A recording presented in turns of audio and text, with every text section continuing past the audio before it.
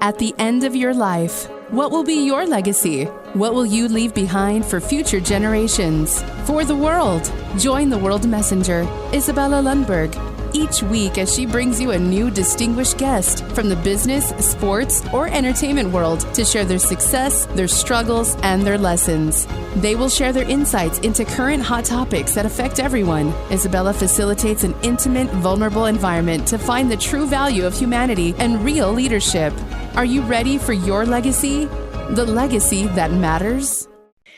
Hello, my beautiful friends. It's Izabela Lundberg here at the World Messenger, and I'm inviting you for another epic episode of Legacy Leader Show. Today, I have a very special guest that I'm super eager to share some things that will push forward not only your business or if your employee help you to be more effective in everything you do. How we solve problems, how we approach, and what type of system thinking we're using, and what systems we're using, period. So we have here a phenomenal author of really cool book, Monkey Business. We don't want to do monkey business anymore because monkey business will not get us anywhere. And on top of that, he is someone who also created the Future State Academy and teaches system thinking in a ways that really make sense. He's also award winner in excellence in delivering excellence in business during the hardest time, during the COVID, guys. It's easy to deliver something amazing when is everything great and dandy, isn't it? But how about delivering quality during the hardest year that his country faced and his clients in Dublin, in Ireland, and beyond? Without further ado, here's the Shay Lynch. Hey, Shay, how are you? Hey, Izabela, that's so nice of you to say those lovely things. Thanks for that lovely introduction. I'm very honored. Always a pleasure to chat with you as a friend and colleague. Absolutely. And honestly, Shay, when you look at how much you accomplish, all of this is nothing truth, but the truth. And the beauty is that a lot of times with someone with the tenure and experience that has been working so long in trenches, we don't see how we accumulate this expertise that actually can help tremendously others. And for everybody that did not have a chance to talk to Shay before, obviously we'll have a chance to connect with him on LinkedIn, see his tremendously educational videos. They were little short snippets, but they always bring some of those aha moments. So Shay, how did you start at all of this? How did you get from system thinking and processes to solving the most complex issues? That's a really good question, Izabela. It's also, there could be a really long answer to that question too. Like I always say, I'm an engineer by trade. Building systems is what I do. I used to break things as a kid so I could put them together again. So I always knew problem solving would possibly be in my future. But I'm an engineer, but my problem with engineering, I always wanted to be an engineer, Izabela. But when I started engineering, my first job out of college, 2 weeks into it, I didn't want to be an engineer anymore. Once I realized it was all about paperwork, non-conformance reports, change requests, that's not what I went to college for. And I got into something called continuous improvement, right? And that's literally what I still do today. Like I'm a Lean Six Sigma Master Black Belt. That's what I have positioned myself for many, many years. But I set up a business. Once I started doing all this consulting with Lean, I was consulting in sales, then I was consulting in marketing, then it was finance, then it was operations, and then it was business models. And then I was going, well, like I've now developed the skills to build my own business. Myself, my business partner, set up a business in 2007, just a year before that crazy crash of 2008. And we were doing amazing stuff. But before the crash happened, I remember sitting on my desk, my first day of the job, and my business partner's goal was to design and implement solutions for our clients. My goal was to get the business. I'm an engineer. I didn't know anything about actually doing sales really as for myself. And I remember sitting on my chair going, what the hell do I do now? I literally had no idea how to get sales. So all I could rely on was my business and my manufacturing skills by building step by step by step.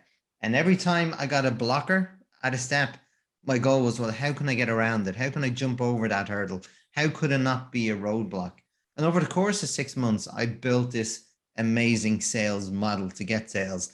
And I learned how to add value before the sale. And it worked really well, Izabela. It worked too well because then the crash happened and then I was exposed. But here's the thing, while it was really difficult, we had 12 people working for us. And again, like we could have liquidated, we were owed like, we were turning over 7 figures. I was owed about €500,000 by clients. And then I owed another half of that to suppliers. So things were very stressful for a small business. And I had 12 mouths to feed. So it was very, very difficult to get paid. So my team could support their families. And we had a choice to actually liquidate the business and walk away, but that's not what we wanted to do. So we ground it out and we figured out how to do business during really tough times. And that's what I always say to clients now is like, I'll teach you how to thrive in good times and bad, not just survive.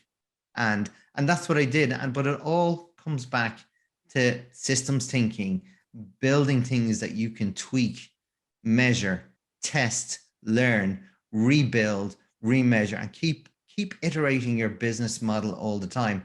And it's not like, I wouldn't say what I do, Izabela, is rocket science. There's a lot of good ideas that come up. And we were talking about this offline beforehand. Like, it's not about, like, I don't always have the great ideas. I facilitate groups to get the ideas out, and then I help them put them together and build a mechanism. And then it won't always work. It won't always be right first time, but the goal is not to get it right. The goal is to get it started and commit to continually iterating, improving it all the way. Because it's like trying to do your business model. When you're trying to predict what you're going to do next year, you're doing your strategy. It's like sometimes finger to the wind. What way is the wind going to blow? But that's not the goal of getting it right. It's just get it started, get on that journey. As we say as entrepreneurs, jump off the cliff and build a bridge on the way down. But you have to commit, actually walking the journey and continue with your team. Bring your team with you. It's not about you doing this off on your own in a corner, in a bubble as a leader in a room. It's about bringing shared values, shared goals, and bringing everyone on the journey with you. So it's built. My skills are still very well founded in manufacturing and lean, but I don't really talk about lean anymore. I talk about performance, Izabela, and to ensure, like, and I break that down to multiple levels. Like, first of all, your performance as a person. Are you engaging? Are you committed? Are you creating good relationships? And we talk about this a lot, about leadership, about building relationships. And then the systems thinking, people miss the whole point of systems thinking. They think, oh my God, that sounds too difficult. It sounds too crazy. I don't want even to go there. But here's the thing, to keep it simple, is about systems thinking is about building mechanisms where people can collaborate to the best of their ability. Wow, what a great mindset, but what a great application on very simple yet very powerful concepts and tools. And I love that you bringing the previous crash and when everything was putting you a test as a leader. What kind of person you are? Are you going to just buckle down and give up and move on and call it good or quit? Or as you did, figure it out ways and come back on the top? And right now, what we're seeing a lot, and this is what I want to ask, I'm sure that contributes to tremendous success.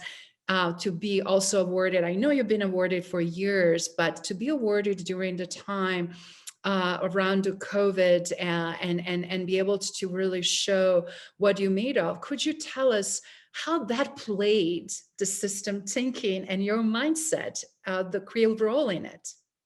Well, it's a really good question, Izabela. Like, I think, and I know this is the same for you, like, and this is something I learned from my dad. Like, if you really want to succeed, you have to help people. You have to truly want to help people. It has to be part of your DNA. You can't be just in it for money, right? You have, like, and I always say, even to my own clients, especially when I'm working with sales teams, your goal is not to sell. Your goal is to build amazing relationships. And the consequence of doing that, you build trust, you build goodwill, and then the sale will come. Play the long game. And that is what my dad always taught me when I was growing up, when I worked with him in his business. He was an entrepreneur. And when you truly care for your clients' results, their performance, their outputs, that puts you in a position where you won't let your clients down, even if you don't have all the answers. And I said it a few seconds ago, you jump off the cliff and build a bridge on the way down. But my clients know when I say, look, I don't have your answers. I don't have the answers for you now, but I'm sure as hell's going to find them out with you. We're going to do this together and we'll get results. And this is why I believe that. And I showed them my mechanism. And again, we were talking about this offline.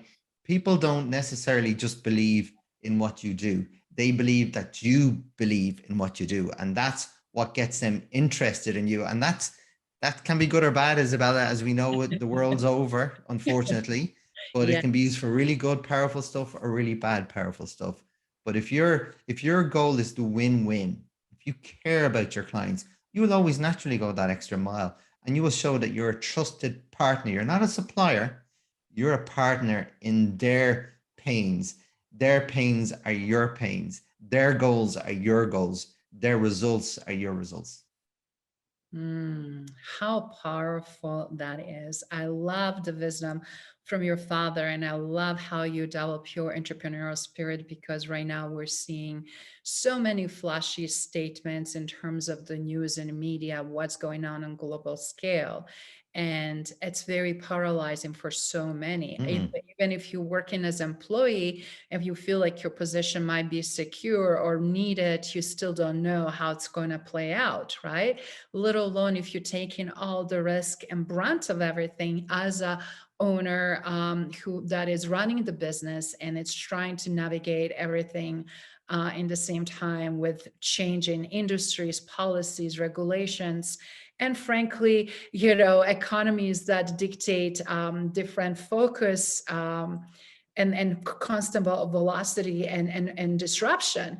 So how do you stay grounded, and how do you help like your financial industry clients specifically that are heavily hit to still thrive and move the needle in the right direction?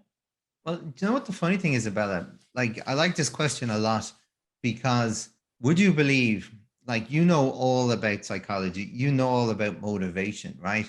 But Yeah. when you're stuck in your business, and not just as a leader, but the teams, it can be very easy to forget why you're there, what your purpose is, and you just get caught in that rat race. You're being reactive, you're firefighting every single day, and you're doing it so much, you forget to actually step out of your business and look from a helicopter view down, and you just get involved and you get stuck in that momentum of just firefighting without thinking strategically down on your business. So the reason why I tell you that is, when I actually go in and assess these companies, while they think everything is terrible, they're always not that far off.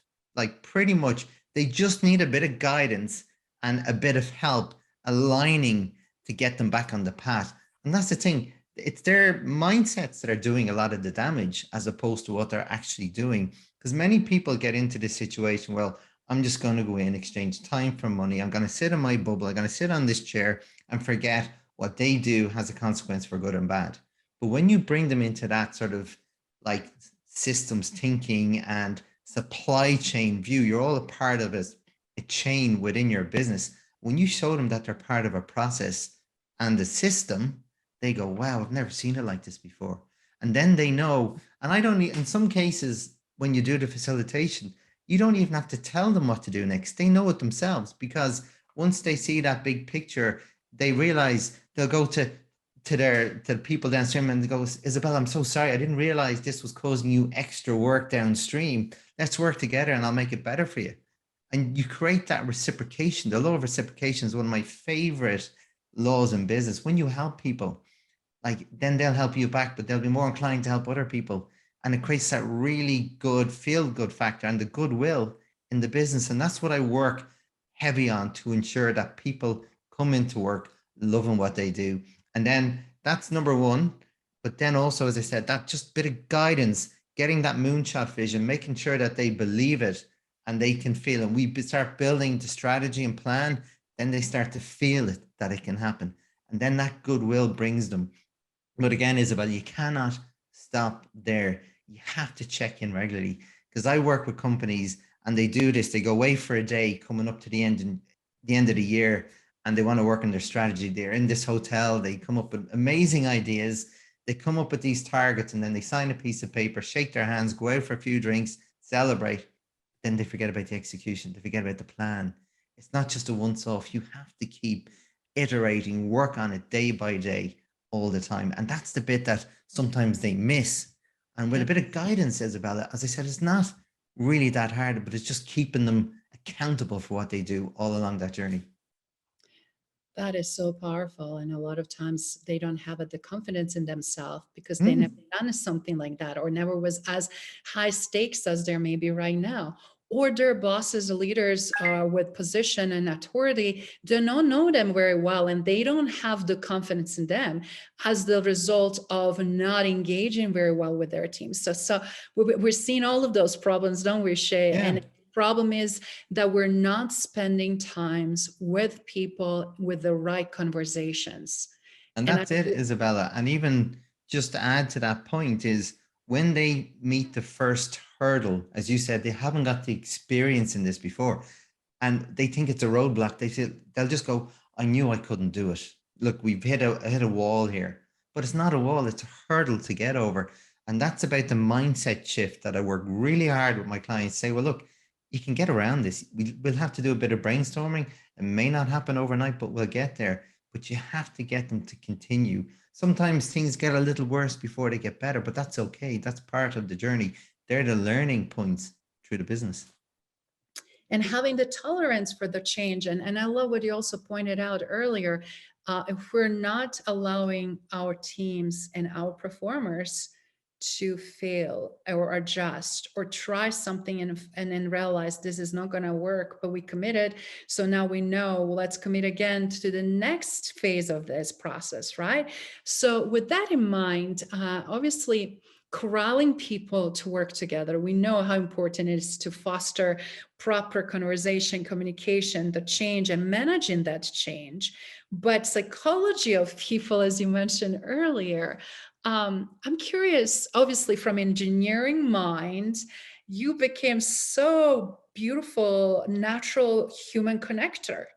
How was that shift for you? And what would you recommend for others that keep saying, I'm so introvert, or I have such engineer mind, I don't have a people skills? What would you say to them? Oh, that's a good one. I can distinctly remember the one time, Izabela, where it all changed for me. And I remember thinking, oh my God, I was in a bubble. I lived in a bubble, in an engineering bubble, and I talked engineering jargon to people who didn't know what I was talking about. And we have this joke in engineering that we're great at talking to engineers, but people don't have a clue what we talk about. And I really had to dumbify myself in a lot of ways. But I had a great mentor, by the way, that brought me on communication skills. They brought me on conflict resolution, negotiation skills, and he was amazing. He said about communication, it's your technical skills are very important, but the older you get in your career, the less your technical ability is important, but the more of how you build relationships. And one word he said to me, or the phrase he said, be other people centered. That was the number one goal. Because as humans, we're naturally self-centered, Izabela. It's just who we are. That's the way our brain works.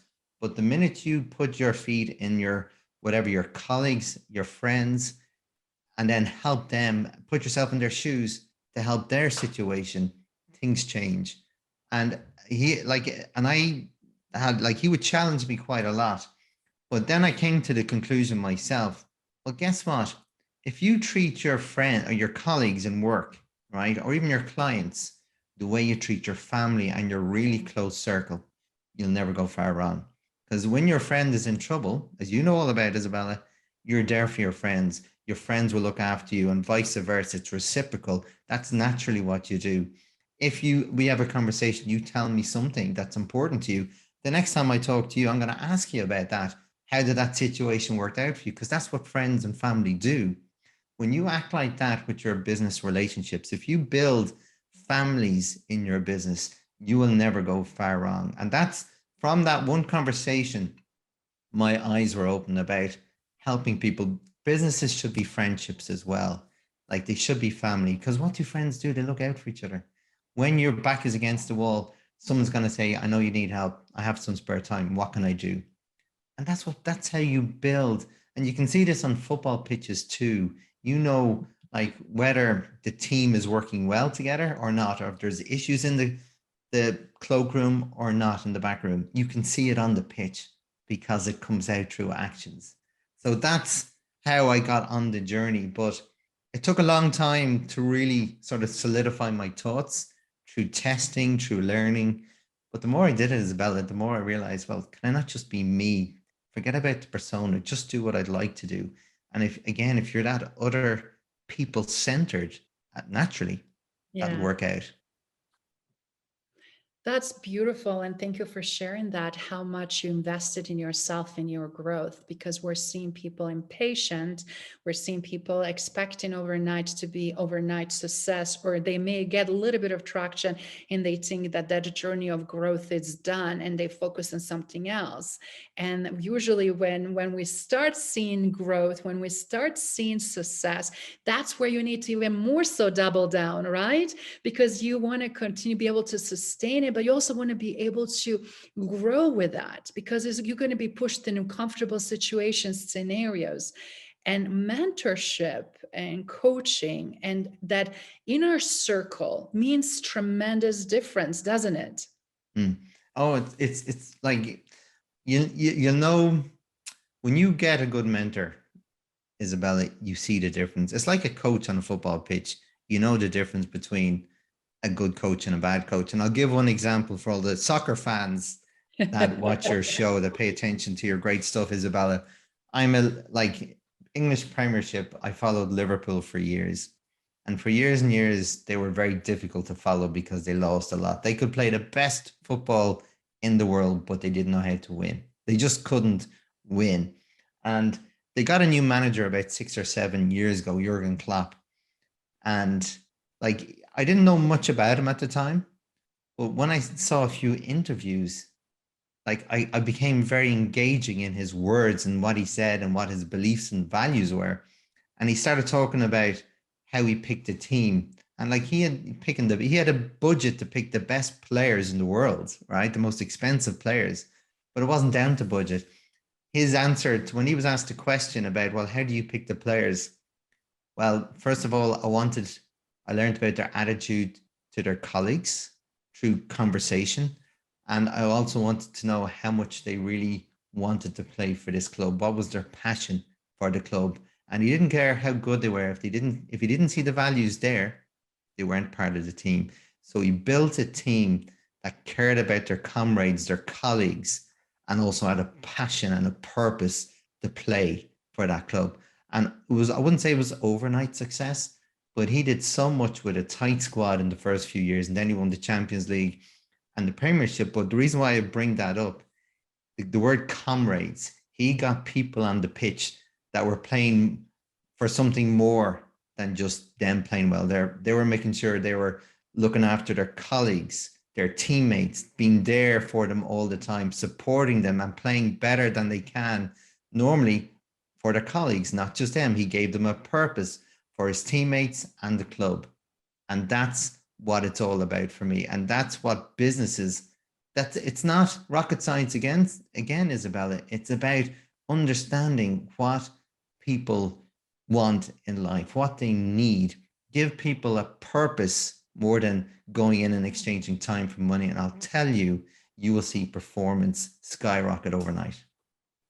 That is brilliant. And I loved that analogy. And I betcha during that time when he took that role over, it was nothing really to be excited about, but his attitude, because there were no results, right? It was a lot of pressure and expectation, but he knew what secret ingredient is. And right now, obviously from behavioral lens and obviously people champion lens and looking what is going on, that we have on global scale, the lowest engagement of people. I think this is very important for everybody watching and listening, that systematic way of approaching things and using systems to support you as a tool on your daily basis and enhancing your performance. It's a component to that human performance piece. Doesn't work without it, right? So it's like you have to have a tools, and this is the tool that is necessary. So with that in mind, what would you suggest to corral and engage? Because both of us have a different approaches to things, because it's truly one of the biggest hindering situations that we're seeing in every business today. Yeah, well, my approach is very simple, Izabela. There's nothing complex, and I love to share it with people because first and foremost, you got to treat people like people. You got to treat them like they deserve to be treated. If they're a part of your team, there's a reason why you brought them into your business. And then they have strengths, they have strong points, they also have weaknesses. You need to intimately know what they are and put them in areas where they're going to thrive. Use their strengths. Don't put them in a corner and treat them like a robot just on a computer. Make sure you understand what, as we say in Ireland, floats their boat. Make sure you give them opportunities to use their strengths, because they'll do everything they can to succeed, because people have strengths because they like doing things and they're good at them. And when you get that combination together and that person using their skills and strengths for the purpose of the business, that's a win-win, number one, right? So that's number one, what I like to do. The second of all, I get them in a room. I make sure that we do these bursts. We call them like Kaizen events, or we do workshops. We figure out how there are things done today. That's not me. When I go in as a third party, Izabela, I don't know anything about the business. I don't go in going, oh my God, how am I going to do this?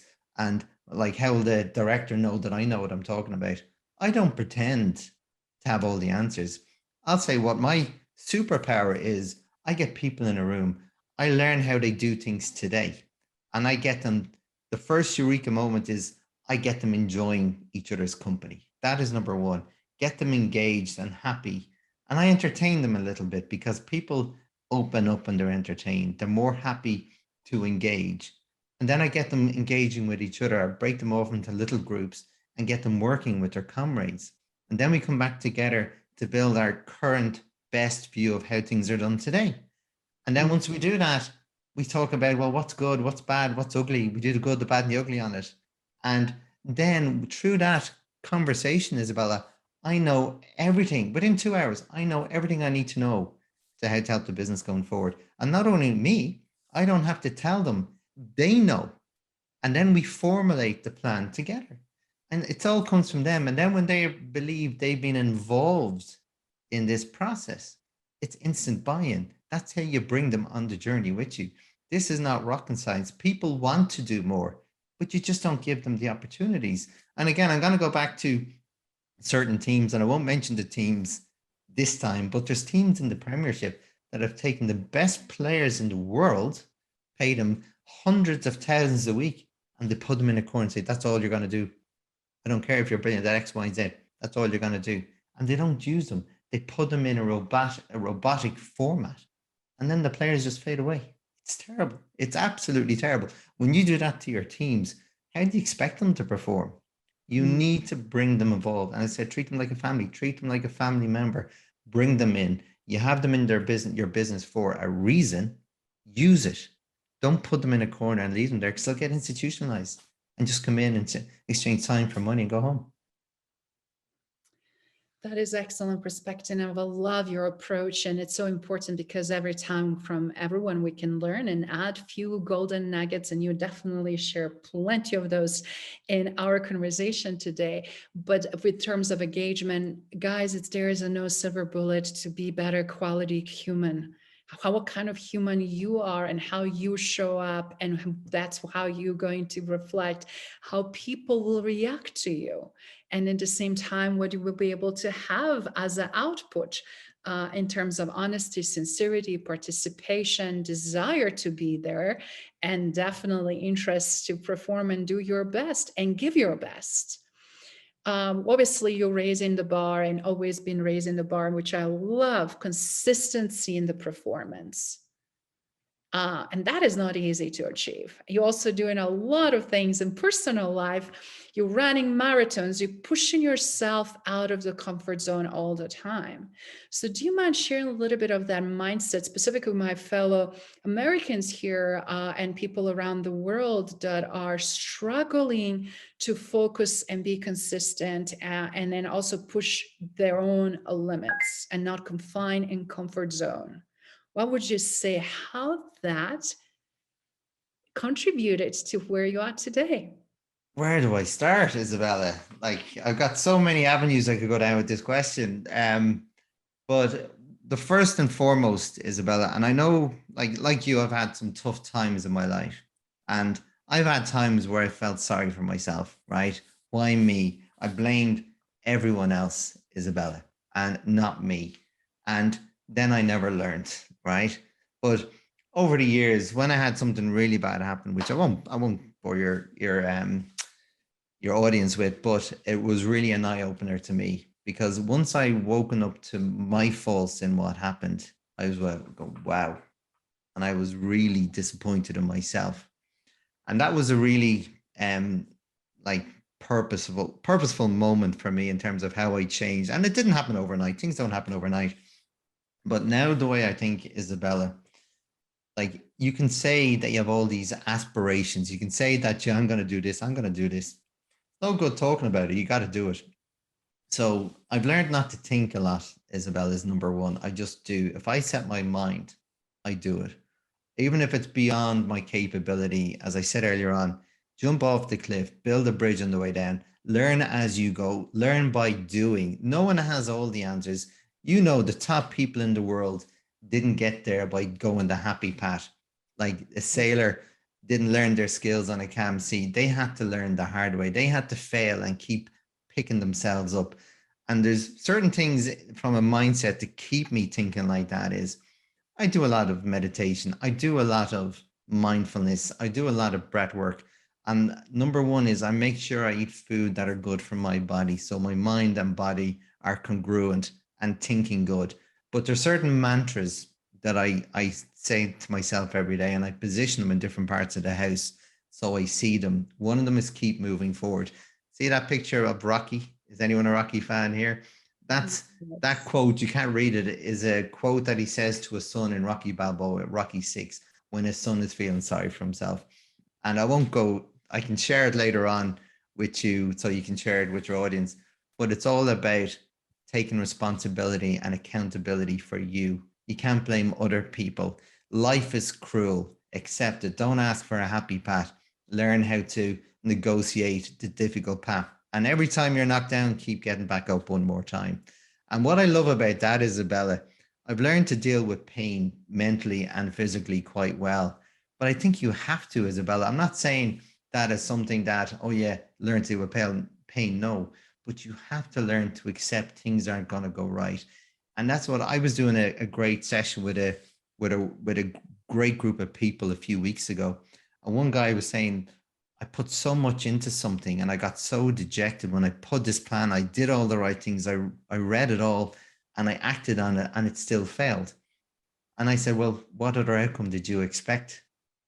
Right? Do you think you can predict the future? Do you think that you want to achieve something beyond your current capability that you know the path straight away? And I said, do you think that's a little bit arrogant? You know, because the whole path of life, and I didn't say it in a very bad way. I was trying to get him to question himself. Isn't it arrogant to think that you know all the answers? The whole point of life is to learn what works. And a part of learning what works is finding out what doesn't work. Yes. And the more you learn what doesn't work, the closer you get to the right path. So keep moving forward. If that didn't work, okay, don't feel disappointed. Go, okay, I've learned another way, not how to do it. And that's on a personal level, but also on a business level, Izabela. When we built that first mechanism, that first draft, as I call it, of the business plan, right, or the operational plan, the project plan, I say to them, this is not going to be right. It's not going to be right. But when we hit a roadblock, it's not a roadblock. We're going to figure out, well, what do we need to do differently next? Because you'll have targets and you'll have your actual, this is your target that you set. There's a gap, right? So you're going to think what your best estimate of things to do are. You're going to write them down. Some of them will work, some of them won't.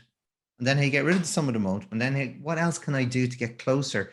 And I call it play the game of close the gap over month by month. So by the end of the year, you get a little bit closer all the time.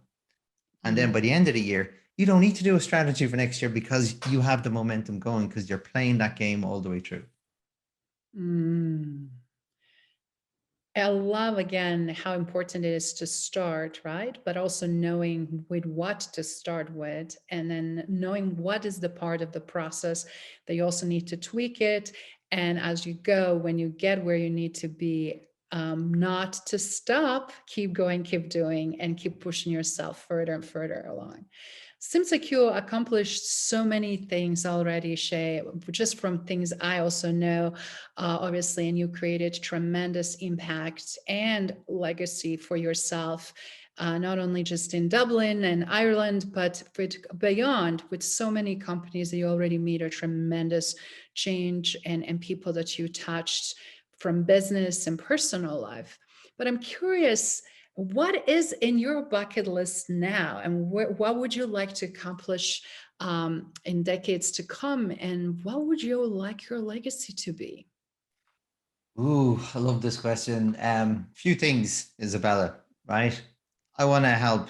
I want to take people to their future state. That's why I've called my business Future State. I want to help people do things. And consulting, I can go in and do the work for people, but they don't learn when they do that. I always try and impart my skills to them so they can develop the future state for themselves. So I've got two goals, Izabela. From a business perspective, I want to touch millions of companies. We've talked about this before. I don't want to do it just for a few companies at a time. I want to help millions of people do things for themselves and achieve their true potential. That's number one on a business level. On a personal level, Izabela, what I want to achieve, as I keep saying, I like pushing my boundaries. And while I still can do them physically, they will be physical. But I'm now putting more mental elements into my physical challenges. And a part of that, I hated running. So my goals were to learn how to do marathons because I hated mentally. So a part of my challenge was to do marathons, and not the challenge of just doing a marathon, but how can I do it in the most efficient and effective way from my form, from my diet. And I told you how many calories I'm eating at this moment of time, which is quite fun. And I said, if I do 2 marathons this year, I'm going to set myself a bigger goal. Sorry, 2 marathons without getting injured, because my problem is injury because of biomechanical issues. I'm 2 weeks away from my 3rd marathon, right? So fingers crossed that will go well. And then next year, I have a massive goal to run the width of Ireland, the whole country, in aid of charity. And that's from a personal standpoint, because long story short, my friend's mother passed away from cancer about 10 years ago. And there's a hospice in Ireland that she said they couldn't be more amazing to her, like in such a tough, tragic time for a family. They were an amazing group of people, went above and beyond. So I said I wanted to do something for charity. So I got into a boxing ring with a club fighter, never boxed before, and I trained like an amateur for 6 months, and I didn't lose, by the way. Let me get that in. Yay! And here's the thing. Here's the thing, Rocky, exactly. But here's the thing, karma comes around for good and bad. And in this case, it was good. When my mom was end of life 5 years ago, this same group of people went above and beyond for my mom, and it really touched us. We were overwhelmed how good they were. And my mom was from the west of Ireland in a place called Galway. And I don't know if you heard the song Galway Girl, but she was a Galway girl. And she never got to go back to her hometown while she was sick. And she was very disappointed because that's where her heart was. So I'm going to run from her family home in Galway to the family home I grew up in for this hospice. And I said I'd only do it if I was able to do the 2 marathons without getting injured. So fingers crossed I'll do number 3. So that's my goal for next year. That is amazing and such a beautiful story and very powerful story when we're motivated with something that also extends family legacy, great resemblance, recognition, and then also value and impact in community. So kudos, and such a great goal and objective. So we're crossing fingers for successful number 3 this year and epic next year, and so much more. In closing, what would you recommend, or just give one quick piece of advice for all the people watching and listening here on Legacy Leader Show? What would be a piece of advice for them to move forward? Well, like the one piece of advice that really helped me, Izabela, when through my tough times in businesses in life, is question everything. Don't give up. Just because you meet that first roadblock, and many people see it as a roadblock, it's not. It's an opportunity to learn something different, to get around it and see it as a hurdle, not a roadblock. And that's the one, that was a big attitude change for me, that because people have this self-fulfilling biases. Even when, for example, giving up smoking, they don't smoke for 3 weeks and then all of a sudden they had a cigarette and then they say to themselves, I knew I couldn't give up smoking. Instead of saying, well, you know what, I'm going to forgive myself. I went 3 weeks without smoking. That is amazing. Now I'm going to try 4 weeks. So don't give up. Don't keep looking bad when things don't go right. Things are going right. You just need to think differently, shift your mindset and see it as a hurdle, not a roadblock.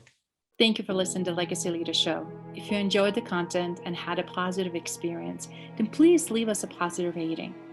In addition, leave us a positive review whenever you are listening on whatever platform there might be.